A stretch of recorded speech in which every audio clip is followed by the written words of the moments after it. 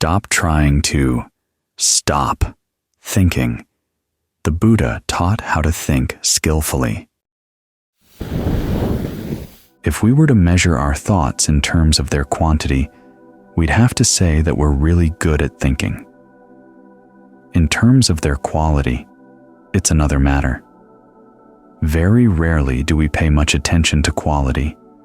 It's more a matter of being interested in whatever the mind churns up. Some people are better at directing their thoughts for particular purposes, and other people just follow wherever the thoughts may lead them. But in either case, we're way too interested in our thinking. Any thought that comes up, we have to peer inside. It's as if it's a little present. What's inside this present? You open it up, and sometimes it's good, sometimes it's not so good. But then you find yourself falling into the present, this gift that you've given to yourself, and sometimes that can involve a lot of suffering, because your thoughts can take you in all kinds of places. As we meditate, we're trying to get some control over this process. There's the belief that meditation involves no thinking at all, which is not the case. You're basically learning how to think more skillfully and to be more discriminating in how you go into your thinking, which thoughts are worth thinking and which ones are not. The Buddha gives you skills not only in passing judgment on your thoughts, but also in learning how to stop the thoughts that are not worth thinking and to encourage the ones that are.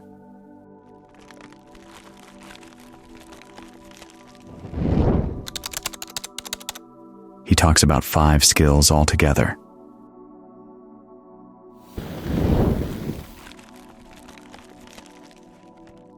When a distracting thought comes up as you're meditating, the first approach is to simply note the fact that it's a distraction, and then replace it with the topic of your meditation. Or if you find that the meditation is not grabbing your interest today, replace it with some other skillful form of thinking. You can change the topic of your meditation. If you've been doing the breath, you can try analysis of the body into its parts, or you can think thoughts of goodwill. Something skillful. If that doesn't work, the Buddha says to think about the drawbacks of that distracted thinking. Where is it going to take you? What kind of qualities is it developing in the mind as you pursue that line of thought? Which defilements? Greed, aversion, delusion? And what would it lead you to do if you were to think about it for a long period of time? Keep examining the thought in that way until you decide that you really don't want to go with it, and then you get back to your meditation. The third approach is simply to ignore the thought. You know it's there, but you just don't pay it any attention. In other words, just because a thought is in your mind doesn't mean you have to follow it, doesn't mean you have to get into it. It's there, but you don't have to get into it at all. The fourth approach is to relax around the thinking. When you realize that distractive thinking takes energy and you can find where you're tensing up to keep that thought going, then you relax it. The fifth approach is, as the Buddha says, to crush your mind with your mind. In other words, if the other approaches don't work, you just make up your mind, I'm not going to think that thought, and then you bear down. Put the tip of your tongue against the roof of your mouth, grit your teeth, and just tell yourself, I will not think that thought. You can use a meditation word really rapid fire like Buddha, Buddha, Buddha, really fast to jam the circuits.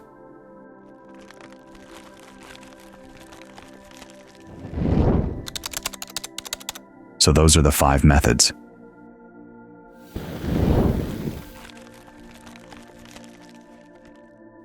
The Buddha says that when you master them, you'll be able to think the thoughts you want to think and not think the thoughts you don't want to think. And as you get better and better at these methods, you get to be more discriminating in which thoughts you really do want to think. But in explaining these methods, the Buddha doesn't just explain the method, He also gives you analogies, perceptions to hold in mind, to remind you of the different ways you can relate to distractive thinking, so that it doesn't have to take over. Instead of going into the thought, you stay out of the thought. And as you're staying out, you can stay out in various ways. In terms of the first method, the image is of a carpenter removing a large peg with a small peg. In other words, think about the way you relate to your mind as a craftsman relates to, say, a piece of furniture he's making. You realize that something's been put together crudely, so you try to undo it and put it together better. In this image, you're the craftsperson, and your thoughts are the things you're working on. That's one way of distancing yourself from them. After all, as a good craftsman, you don't want to produce shoddy work or crude work. For the sake of your own self-esteem, you want it to be more refined. For the second approach, thinking about the drawbacks of the thought, the image is of a young man or young woman who is fond of beauty, looking into a mirror and seeing a dead snake or a dead dog around his or her neck. Think about the sense of disgust that young person would feel. Okay, you should try to develop that same disgust for your thoughts. In this case, you look at yourself as being fastidious. You don't want to get involved in things that are dirty or beneath you.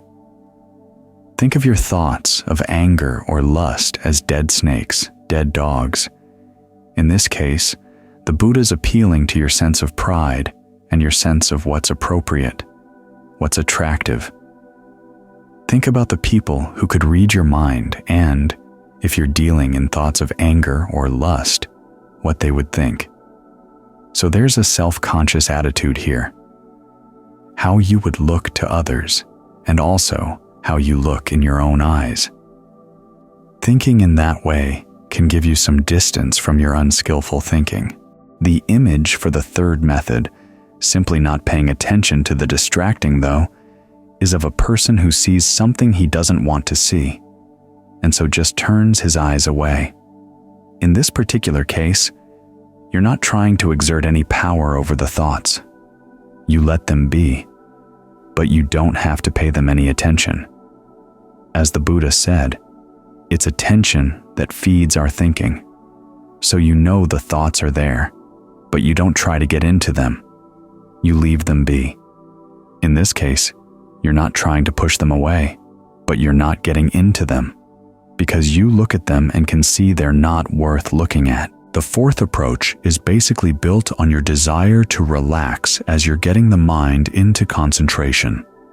There is a certain amount of energy that goes into the concentration, but once the mind settles down, there's also the ability to relax into the breath. Relax into your sense of the body right here. So you want to extend that relaxed state even further. When you get sensitive to the breathing, you begin to notice that when a thought comes into the mind, there's a little knot of tension that appears someplace in the body. That's the marker that allows you to stay with that kind of thinking.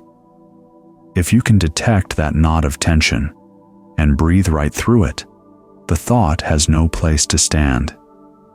In this case, you're using your desire to rest to get rid of the thought, because you realize that distractive thinking requires energy on your part. You're putting energy into doing something that's really not helpful at all. That's wasteful. So why do that? Then, for the fifth approach, the image is of two strong men beating down a weaker man. This is the opposite of the image where you're relaxing, or the image where you're not trying to exert any control over the thoughts at all. In this case, you're really actively trying to overpower the unskillful thinking. You put energy in. This, of all the 5 methods, is the one that takes the most energy and involves the least amount of discernment, but sometimes it's necessary. Just show through force of will that you're not going to go with the distraction. Show yourself that you're serious about this. The other 4 methods involve a certain amount of discernment.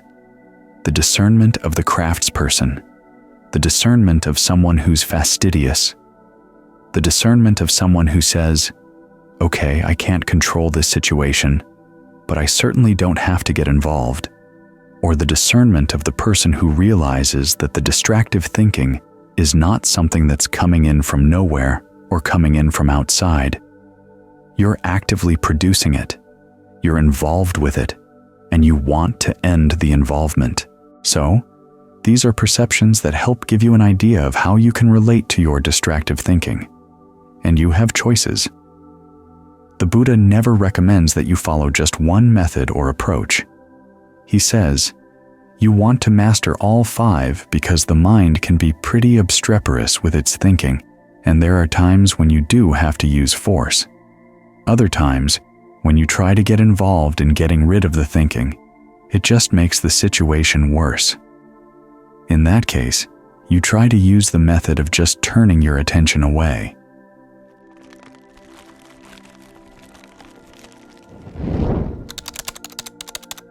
So, these are perceptions that help give you an idea of how you can relate to your distractive thinking.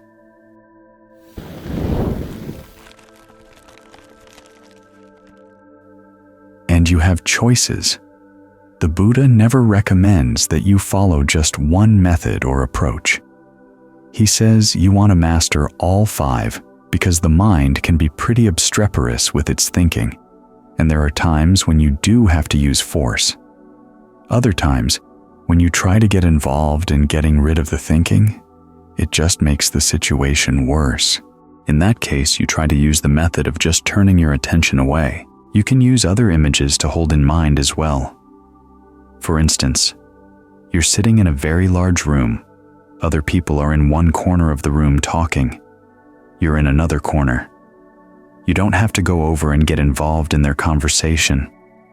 You don't have to go over and try to chase them away. If you chase them away, they might get really nasty, so you stay in your corner and do whatever work you have to do in your corner, i.e., stay with your breath or whatever object you've chosen as your meditation topic. This way, you take on different roles with regard to your thinking instead of just jumping right into a thought and allowing it to turn into a state of becoming where you take on an identity in the world of that thought. These perceptions, these analogies, allow you to think of yourself standing outside. This may involve a sense of you, but it's a skillful sense of you. This is one of the cases where the Buddha would say that it's useful to imagine yourself as a carpenter or as someone who's walking and decides he'd rather stand to relax, or someone who's standing and decides he'd rather sit down, someone who's sitting and decides he'd rather lie down. You can take on any of these roles with regard to your thoughts, and that way you've got them surrounded. If you take on only one role, your defilements will figure that role out pretty quickly and learn how to get around it. But if you're adept at taking on different roles, you can deal with whatever tricks they may have.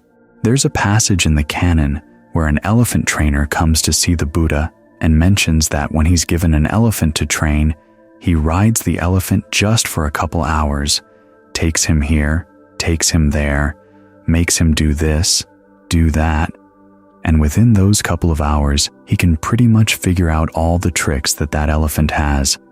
In other words, the tricks it might use to get out of doing the job. But, he says, people are a lot more complex. In his words, the human being is a tangle, but these 5 methods help to untangle you from your unskillful thinking. So, keep them in mind.